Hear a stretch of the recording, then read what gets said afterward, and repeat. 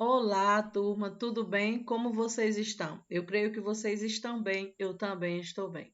Hoje a nossa aula de história tem como tema Indígenas no Brasil. Mas vocês observem, por favor, a capa de abertura do nosso conteúdo, ou seja, as gravuras, o que é que aparece nessa capa? Mas, primeiramente, é importante darmos continuidade à construção do nosso hábito se colocando no lugar silencioso, com o nosso material à mão, ok? Se porventura precisar, a gente vai sublinhar, escrever, circular, ok? Isso vai fundamentar a nossa videoaula. Então, observa a imagem da capa de abertura. A gente vê um monte, não é? Como se fosse uma montanha. A gente até imagina já ter visto algo parecido, né? Mas o que será que tem a ver com o nosso conteúdo? Observa direitinho, por favor. Está lá na página 298 do módulo 2. Então vamos lá. Nosso país, muito tempo antes de ser chamado Brasil, já era habitado por milhões de indígenas. Esses povos tinham organizações sociais diversas, assim como costumes, tradições e línguas diferentes. Vamos conhecer alguns desses povos, a fim de sabermos como é rica a diversidade cultural do Brasil. Mas mais uma vez eu pergunto: o que tem a ver essa imagem com o nosso conteúdo? Vamos lá? E vocês podem responder essas questões lá no nosso grupo de WhatsApp, na nossa sala virtual. Descreva a fotografia. Como você descreveria essa fotografia? Fala lá no grupo, tá certo? A fotografia retrata um sambaqui. Você sabe o que é isso? Vamos lá, eu quero saber. Comente com os colegas o que você já sabe sobre os povos indígenas que viveram no Brasil. Então, eu gostaria de ouvir através de áudio lá no nosso grupo de WhatsApp sobre essas questões. Ok, turma? Então vamos lá. Eu leio daqui e você lê daí. Vamos falar sobre o povoamento do Brasil. Conforme vimos no capítulo 3, os seres humanos chegaram ao continente americano há milhares de anos. No Brasil já foram encontrados vestígios dos primeiros habitantes em diferentes regiões do país. Esses vestígios indicam que os indígenas que aqui viviam tinham diversos modos de organização social e de cultura muito diferentes. Ou seja, os povos que habitavam aqui tinham toda uma estrutura organizacional que era muito diferente entre eles próprios. Estava tudo bem organizado até a chegada, entre aspas, do colonizador. Antes da chegada do europeu, o Brasil tinha habitantes de diversas culturas, indígenas, povos indígenas de diversas culturas, com costumes, com tradições totalmente diferentes uns dos outros, ok? Vamos conhecer alguns deles. Os paleoíndios. Por volta de 12 mil anos atrás, o Brasil era habitado por povos chamados paleoíndios. Eles eram caçadores, pescadores e coletores de raízes e frutos. E aí de já convido você para sublinhar essa frase. Eles eram caçadores, pescadores e coletores de raízes e frutos. Entre os vestígios arqueológicos dos povos paleoíndios estão ferramentas, utensílios, objetos cerimoniais e fósseis. Na região do município de Lagoa Santa, no estado de Minas Gerais, foram encontrados milhares de fósseis de seres humanos e de animais da megafauna. E aí você pode estar se perguntando, megafauna? O que é isso? Então, vamos lá, vamos conhecer. Megafauna brasileira é o nome do conjunto de animais de grande porte, já extintos, que conviveram com os seres humanos na pré-história. Olha só, grandes animais convivendo com pessoas, né? São exemplos de animais de megafauna, mamute, leão das cavernas, rinoceronte gigante. Então, esses são exemplos de animais que faziam parte e que já não existem mais, faziam parte da megafauna brasileira.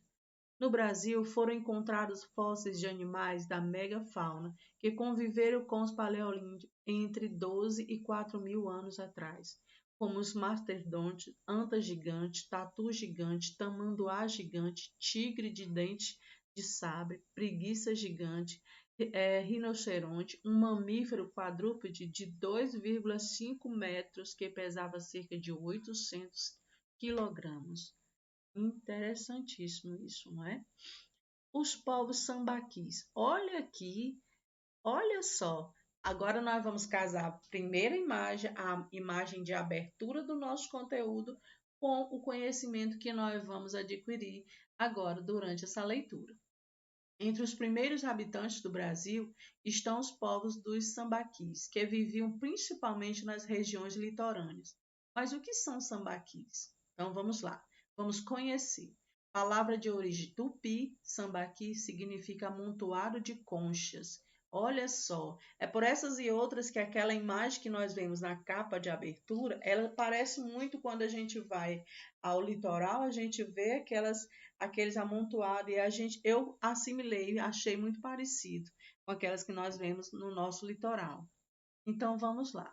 Os sambaquis são montes que podem ser formados por diferentes objetos, como fragmentos de cerâmica, de pedra e de ossos, ferramentas, armas e restos de fogueira e de alimentos, como peixe, ostra e marisco.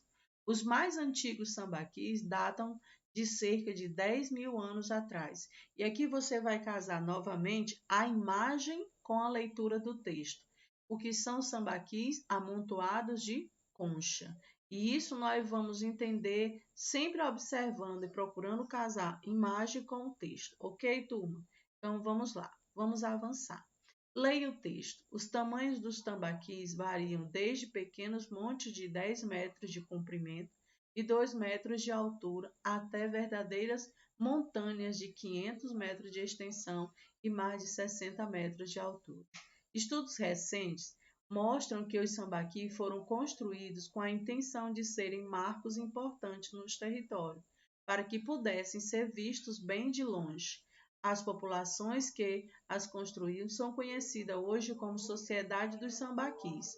Alguns desses grandes sambaquis ainda existem, mas somente aqueles que não foram destruídos pelas mudanças causadas pelas elevações do nível do mar.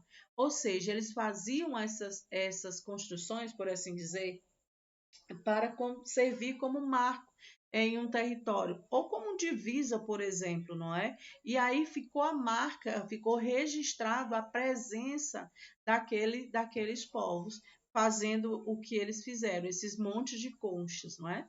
Então vamos lá. Além dos sambaquis litorâneos, existem os chamados sambaquis fluviais, que são os vestígios encontrados em regiões do interior do Brasil, como no Vale do Ribeira, em São Paulo, e nas proximidades dos rios Xingu e Guaraporé, na bacia do rio Amazonas. Então, essas foram a leitura e as características desses primeiros povos. Eles eram caçadores, coletores de raízes e frutos, e eram pescadores também. Eles faziam um amontoado de conchas e isso servia como um marco do seu território, ou como se eles estivessem fazendo aquilo para deixar como registro de que estiveram por ali. Então, vamos avançar. Tem uma atividade que nos foi proposta no nosso roteiro e também já foi corrigida. Os povos Tupi e Macro-G. Para estudar os indígenas que habitaram o Brasil antes da chegada dos europeus, os pesquisadores analisam o idioma desses povos. Com base na comparação de semelhanças e diferenças entre as línguas indígenas, os estudiosos as classificaram em dois troncos linguísticos principais, Tupi e Macro-G. Então, os estudos eles partiram do pressuposto dos troncos linguísticos e aí fizeram uma divisão de dois grupos, os Tupi e os Macro-G, e que nós vamos conhecer as características desses dois troncos linguísticos, como esses povos eles falavam, qual era a língua dele, como era que eles se organizavam. Tudo isso nós vamos conhecer fazendo essa leitura, ok, meus queridos? Fazia parte do tronco Tupi a língua dos indígenas Arara, Guarani, Potiguara, Tupinambara, entre outros. Por volta de 2.000 anos atrás, seguindo o curso dos grandes rios, Alguns desses povos migraram da Amazônia para outras regiões do Brasil, ocupando principalmente o litoral. Observe o mapa. Aqui, mais uma vez, eu vou convidar vocês a casar a leitura do texto com a imagem, principalmente com a leitura e análise do mapa. Ok, meus amores? Migração do povo tupi. E aqui, observe aqui as setas, por favor. Tá certo? E aqui, ó, você vai, rota de migração, regiões de origem tupi.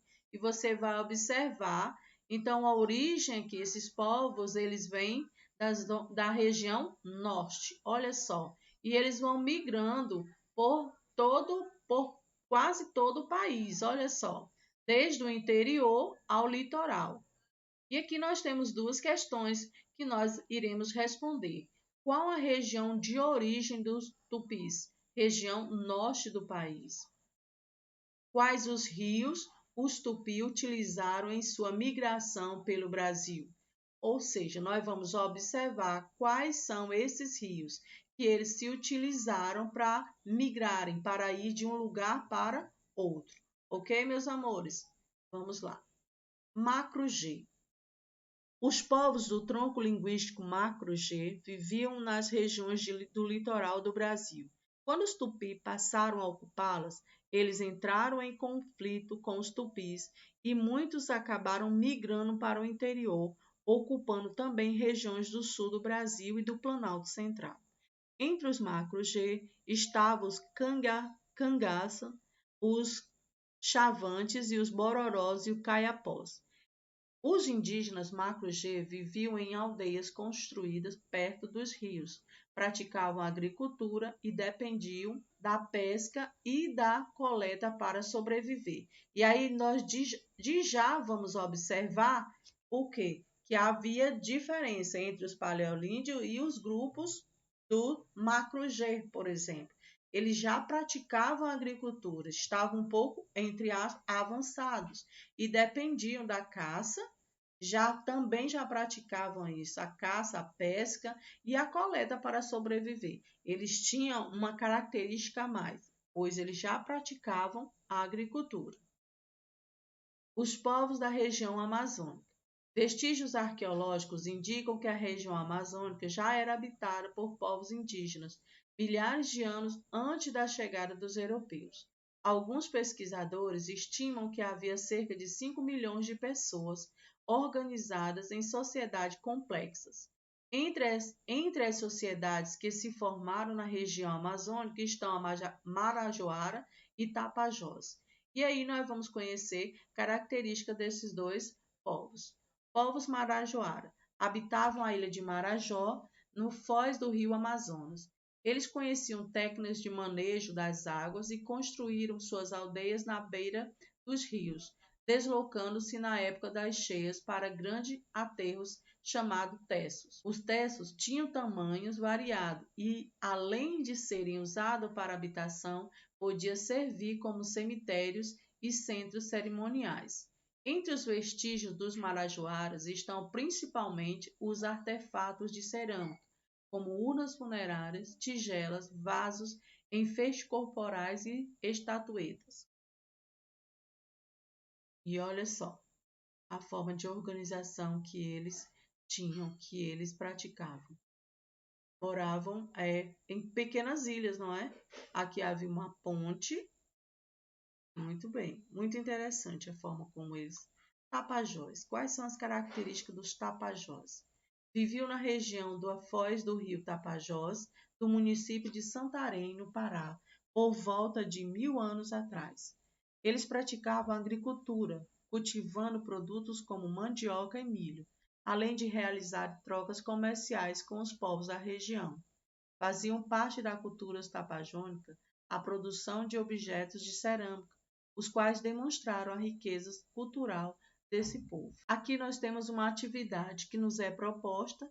Espero que vocês tenham gostado da nossa aula de história. Espero que você possa fazer uma segunda leitura com a máxima atenção e também que possam responder às atividades com alegria e com êxito. Beijos e até a próxima!